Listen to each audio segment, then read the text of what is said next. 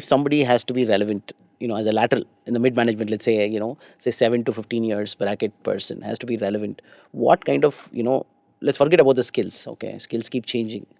Something relevant today may not be relevant tomorrow. But then what kind of attributes, kind of people, even though their project has gone out or their technology has gone extinct, you still would find them something, and they flourishing in organizations no matter how the business changes. What are the key skills that you look at, Jayesh? Being a team player.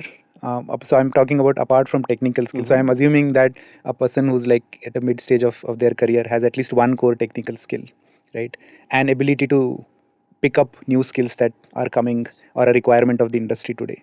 One gap that I see in some of the mid-level professionals who are kind of finding it challenging to stay on, or if there is an unfortunate layoff or an action that the organization is taking, or finding difficult to get opportunities, are people who have largely stuck to a technology which nobody wants today, and an inability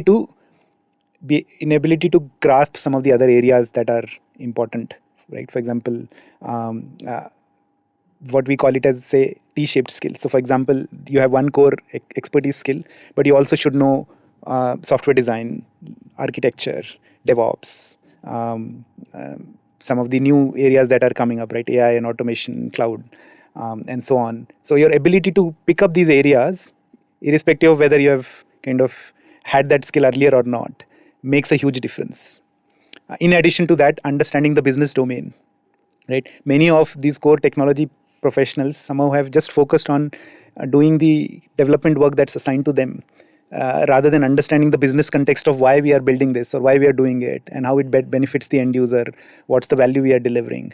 And then that results in their inability to communicate that to the larger team or stakeholders and so on, and results in them being unable to pick or take those roles that are there, because of the inability to do all these things. So that's one big gap I am observing in mid-stage career professionals.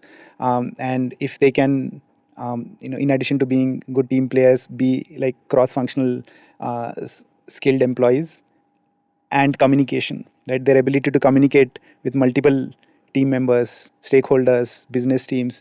Many of the large organizations are heavily matrixed, right? You have different business units, different roles, hierarchies. How do you manage your work through all these complexities is also a key skill that some of these mid-stage career professionals are missing, and that then impacts their career progress.